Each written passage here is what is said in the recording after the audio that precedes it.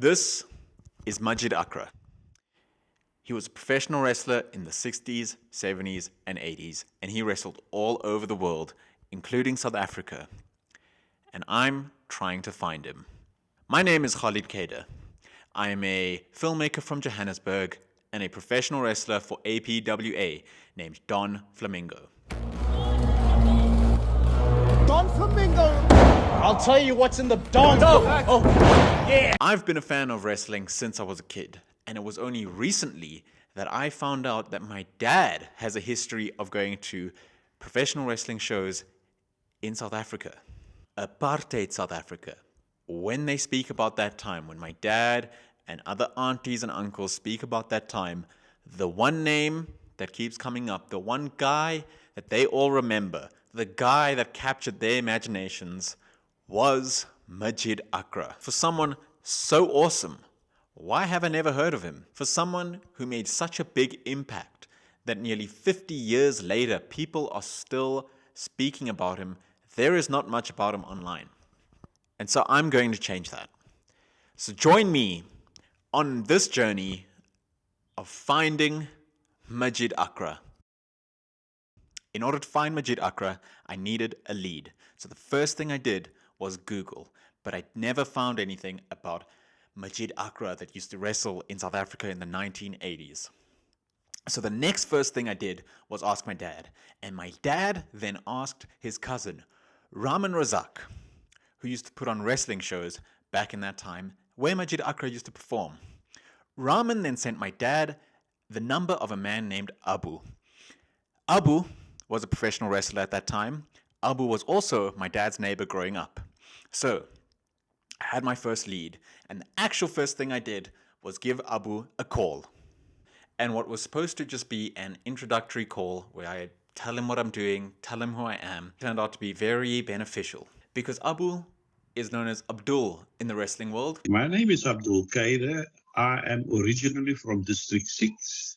I'm 68 years old now, and I've been in the wrestling since the age of 14 at the Eon Group under the promotions called Mohammed Promotions at the time, and then turned professional at the age of 17.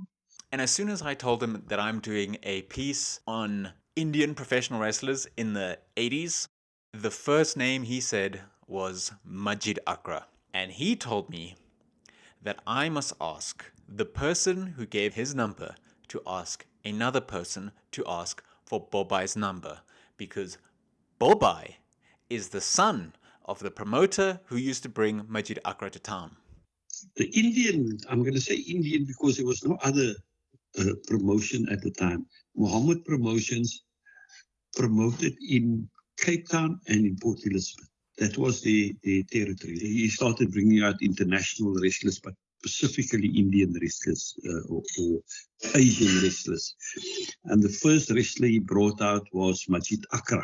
He was said to be from Pakistan. And he was a scientific wrestler in those days. And he was like, it's just unbelievable. Mohammed Promotions, Mr. Mohammed himself is Bobai's dad. Now we have Bobai's number, and this time I plan on filming it. So let's see.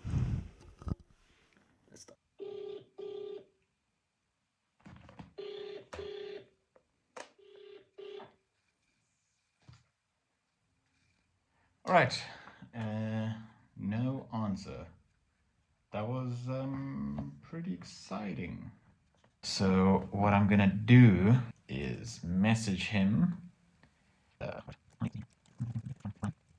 This is what the message says. It says, "Hi Zahir, Khalid Kader here. I just gave you a call.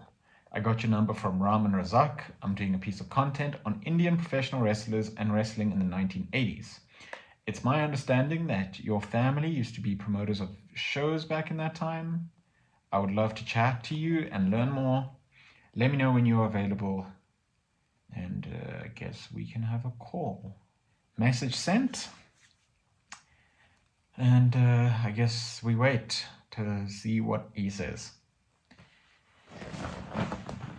Just got a reply that says Zahir, aka Bobai, is in a hospital.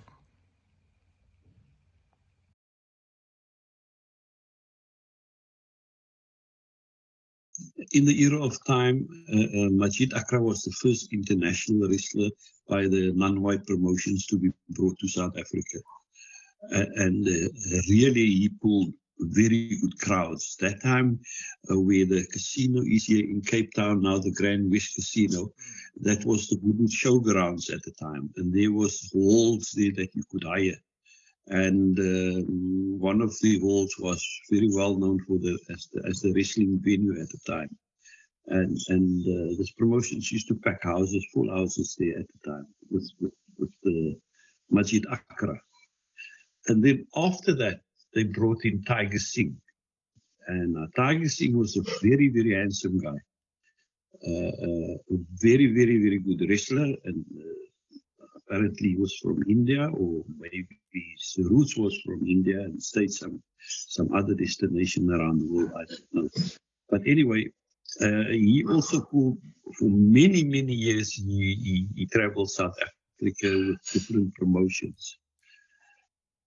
He was a great name in Durban. He was a great name throughout South Africa at that time. And then there came other wrestlers like Prince Man Singh, Rajendra Singh, Gama Singh. Gama Singh's brother came, Akram Singh, I think his name was. So that was that of how the Indian Pakistani wrestlers made their moves to South Africa. On my right, weighing 116 kilograms, and from India, the Anglo-Asian wrestling champion of the world, Tiger Singh. The referee to the fight, Mr. William Brett, and the...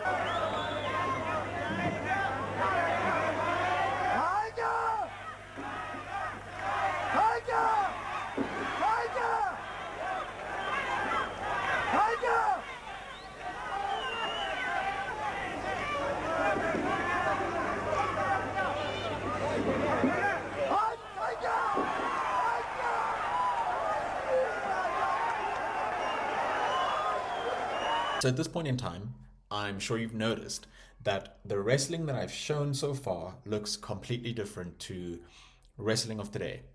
It's a lot slower, there's rounds, and the wrestling holds for a lot longer. And back then, weight classes also used to count. And I asked Abdul about this.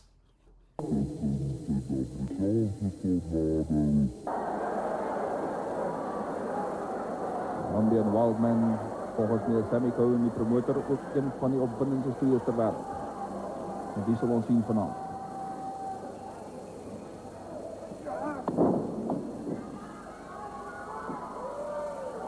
In those days, we basically followed the British style of wrestling. Because in Britain, they still do. If you look at British wrestling today, they have mixed it well with the American style of wrestling. If you really analyze it. But in that time, we had a board of control. You couldn't do what you're doing today in the ring. It was well controlled. You know, you couldn't jump onto the ropes and all those things. You couldn't do those things. Fly out of the ring and that. That time, weight classes used to count. Yeah. You know, everyone was in his different weights: middleweight, welterweight, light heavyweight, catchweight. All those things used to count at that time. So that was the era of time. And if you want to match the two today, the mindset of people has gone more to the American style of wrestling than to the British style of wrestling, because it's almost like it's boring. But at the time, in that time, it wasn't boring. It was scientific, and people would understand that it's a grip for grip contest, you know. So that is why when you do go train guys to become professional wrestlers, they are astonished to see that you're still teaching them grips, this grip, that grip, and all those things, because that is what wrestling is all about. It's about the grip for grip and that, and the violent part of it, call it violent part of it, but the aggressive part of it, I put it that way. came in when the Americans started going onto television. And then anyway, coming back to the skills of wrestling. The skills of wrestling, maybe there's being used 2% of 2 to 5% of the skills of wrestling. The basic stays the same, the break falls and all those things stays the same, but the grip for grip is almost out of the window. So what Abdul means by scientific is, from what I've seen at least, is the matches kind of start off very slow. The first few rounds, each guy kind of holds the other guy for long periods of time, and it maybe changes throughout the match. And usually towards the end, something very exciting happens. So that is what's happening here. Tornado is the man in the mask, and Indio, Colombian Wildman is the guy in the green shorts. And here you can just see that this is towards the end of the match, probably the last round. It gets crazy, it gets exciting, the crowd is reacting, it's the climax. They knew what they were doing, and it just works. En hier komt moeilijkheid voor Wildman. De scheidsrechter die ligt nog steeds daar op de kruisvloer. Een vuistduw van Tornado om neergeveld. En die mensen genieten die toe. Terdeur. Hier komt die windval, maar die scheidsrechter is niet in staat om te tellen. 1 tel hij toch, 2 tel hij, ja, en 3 laat hij. I also think that this is a good time to point out that when it comes to finding these sorts of matches online, it's a lot easier. There's a lot more content of the white South Africans wrestling. When it comes to the non-white South Africans, it's little to none. And when it comes to the Indians that came over, there's maybe like 3 or 4 matches I could find of Tiger Singh. The other guys that Abdul mentioned, not that many that happened in South Africa at least. And MAJID ACKRA, there's only maybe 1 match that I could find, and that happened in the UK. Another keen amateur wrestler, just like his opponent here this afternoon, before turning pro in 1963. He's been back home to Pakistan. He's been practically all over the world since we last saw him in the last few years, and he's only just arrived from Canada, I think, just 2 or 3 days ago. I'm afraid that we won't be seeing much more of him because only about 10 days' time he leaves again for Germany. Seconds out, round 3. Round 3, 4 rounds to go, 1 fall to decide. MAJID ACKRA, who was actually born in Bombay, India, but his home is Pakistan. And Clayton Thompson from Scotland.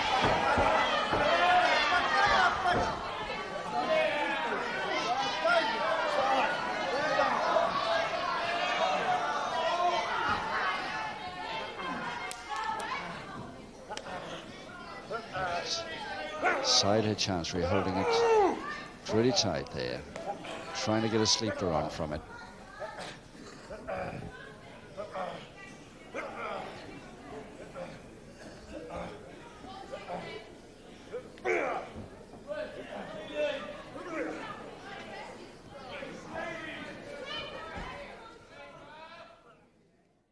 So the other day, I found out that Jan Wilkins passed away. Jan Wilkins was a South African professional wrestling champion during the 70s and 80s, and his passing made me think about 2 things. The first is that these guys that I'm looking for, these guys from that time, they are not immortal. They're not going to live forever. And some of them have probably already passed. But those that are alive, the clock feels like it's ticking in some way.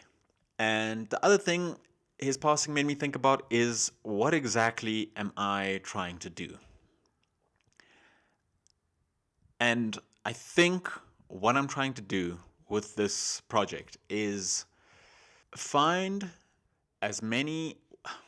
What I'm trying to do What I'm trying to do is to find and use them because paint a picture myself. What I'm trying to do South African maybe there's something here professional wrestling. I feel like there's something here, and because I feel like, and I just like in a time where ultimately I have media. That is a helicopter.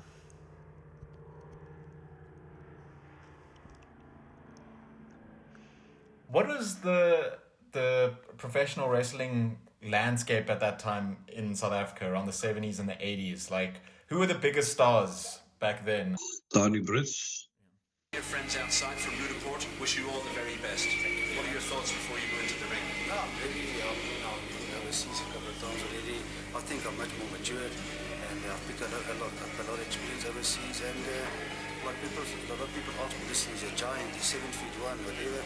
But size doesn't count, it's a heart that counts. Donnie Focus came after, I think he came after Donnie Brits. Donnie Focus, who's not only a mean machine, but a family man as well. Is he going to become professional, do you think? I don't know. Do you want him to? No. Why not? I don't know. And Omar, how do you feel about all of this? Oh, I take it as it comes.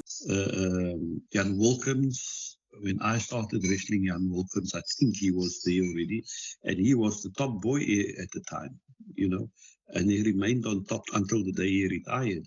Natuurlijk een lekker peso daar op de kop van die maat. Dan steekt hij direct streed als er daar een hoekbal trekt.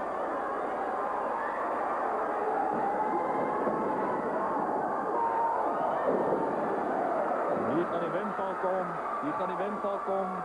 De scheidsrechter zegt al op je hand en hij telt op de 3. Die windval is daar en die steekt eronder. Het is Jan Wilkins wat dan die windval aantekent in Scott McDonald van Schotland en zo het gebeurt. That was now under the apartheid time, and then apartheid fell away, and he was still carrying on that legacy and that. But speaking about the non-white wrestlers in the era of time, the top boy was Andrew Clutie, and there was the Brute, there was Sabu Jacobs, there was son of Jesse James, there was a guy called Helen. Those are a few names that I can remember of the time. Surely there was more others, I can't remember. Sabu Jacobs was a very scientific wrestler in these days. I don't think I've ever wrestled Sabu Jacobs, but I've learned a lot from him because we were at the same gym and he was years ahead of me, you know. These guys passed away. It's like years ago. You see, when I was there, these guys was like 28, 30, maybe 35, 40 years old, or under 40 years old. And now we're speaking like 45 years later, you know, so it brings them to quite their age, if they still are. All right. Over the last few weeks, I thought I knew the story I was trying to tell. And that was of me trying to find MAJID ACKRA. And while it still is about that, as I've spoken to more people and as I've done more research, I'm realizing that there's another story here. One that is possibly more important. And that is to find the South African wrestlers of color from the 70s, 80s, and even 90s, from the apartheid time, and tell their stories, either from them or their families, before their memories and their stories leave with them. This is about painting a picture of the South African professional wrestling scene in apartheid that foregrounds the voices of color. And I'm going to start with the guy who's been helping me this whole episode, Abdul Kader. One of the famous Singh family of wrestlers, please welcome at 100 kilograms, Abdul Singh.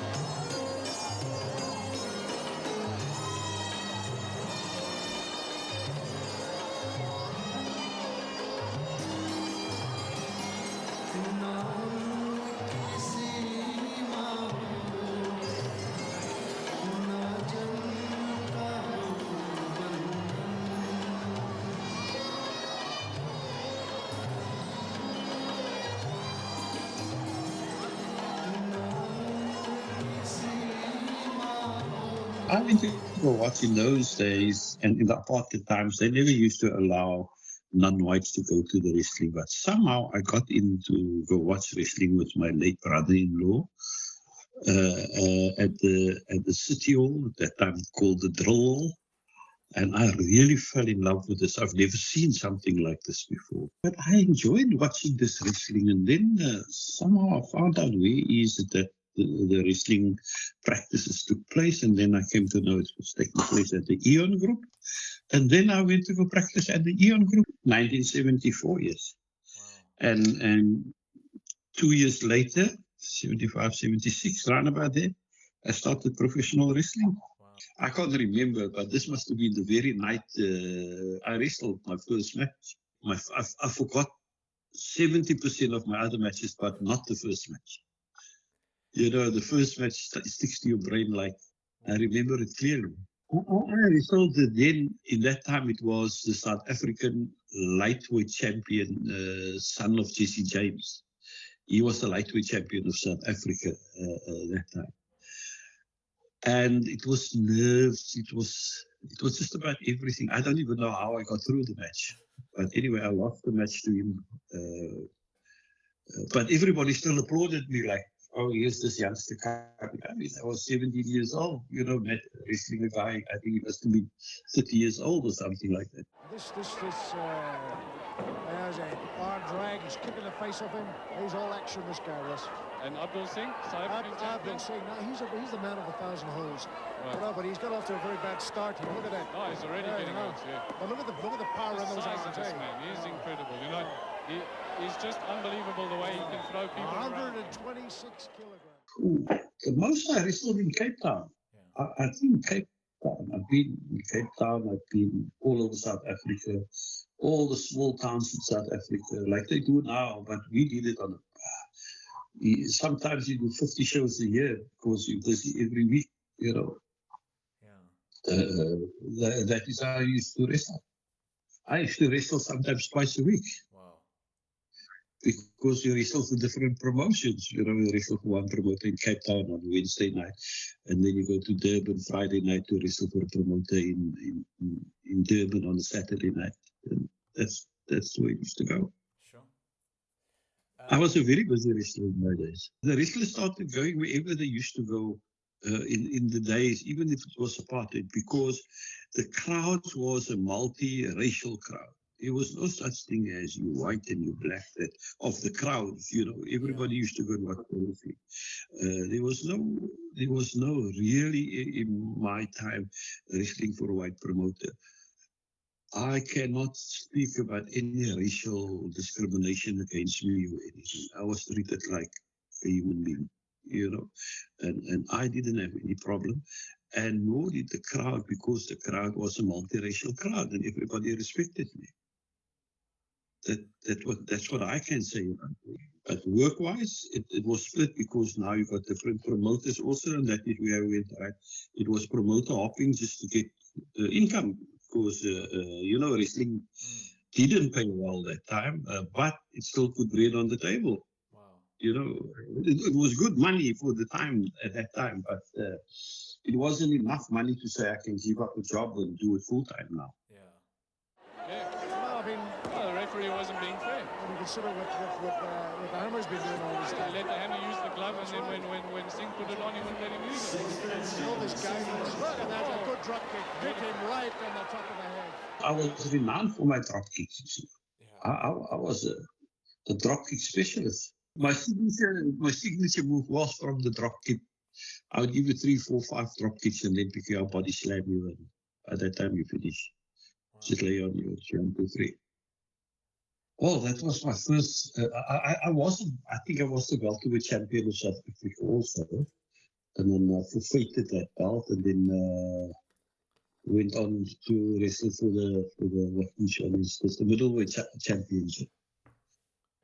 And I had a good match. You know, it was a very good match, and fortunately for me, I went on with the belt. And years later. Maybe 3 or 4 years later or so, I had a good couple of defenses. Then I lost it to a guy called Trevor van der Westhuizen. And then I went on to go wrestle for the light heavyweight title. And that I also won. Can't remember against who. And I do remember losing it to a guy in Durban. What do you think was your highlight of your professional wrestling career? To win the championship belt. Yeah. That's all you strive for, you know. That's what you strive for. I was lucky enough to win 3 of them. In the era of when there was a board of control. He's trying to get dirty, the referee stops him. He's a nice guy, you know. He gives a lot of his money, wrestling money, to charity. I know that. Very religious guy. What's this here? Ah, man, it's like running against a brick wall. He bounced off him like a brick wall. Like a brick wall. Ah, what's this? He's got his arm up his back. What kind of hold is that? Ah, he's got his... It's a sword. I enjoyed my wrestling, but the pains afterwards, after retiring and that, you know, it was now coming out. I mean, I got back problems. My spine, bottom section of my spine is grown together. I can't release it. Otherwise, I might get paralyzed. That my joints is stuffed up. It's all about joints, you know, physical cuts and things like that you can see. But it's it's all about the joints, the shoulder joints, the knee joints, the elbows, the back, all those things. Is totally worn out. Let's put it that way. Because you work, you work very hard in a wrestling. Get up from there. It's trying. It's trying. I think he's finished. Just picked him up, threw him on the ropes. Oh, like he wasn't even there. Like a rag doll, man. What's he going to do here? And he just backdropped him there. I was 44, and I remember closely. It was in Durban, at the Westridge Stadium, I think. I walked from the cloakroom to the ring, and I couldn't breathe anymore. And then I thought, okay, that's it. Before I'm going to look like a fool, I went into the match. The pin be 1, 2, 3. I was out within 5 minutes, and I said, that's it. Sure. Not going to do that anymore. It's before I'm going to make a fool of myself. I said, that's it. That is the end of my professional wrestling career. I stick to coaching. I am very, very grateful to the Almighty because I had a very, very good career. Yeah. You know, it served me well. It served my family well. You know, it's a disciplined sport, and my family was raised with those type of discipline that you learn in sport. You know, so automatically you got it built into your system of discipline, and I can say that. The discipline was very important. It do help. I would encourage anybody to get into sport, particularly for the discipline.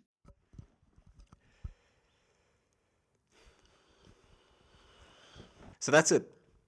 We didn't find MAJID ACKRA yet. We learned a lot about wrestling. We learned a lot about the professional wrestling scene in the 80s, learned about the Indian wrestlers, and we set the scene for what's to come. We also learned a bit about MAJID ACKRA and got proof that he really was that guy. And so the search continues. Abdul mostly spoke about Cape Town, but there was a whole other world that was happening in Joburg and Durban. And that's where I'd like to explore next. I have people to call, interviews I'd like to have, and I hope you'll join me. I will see you on the next one.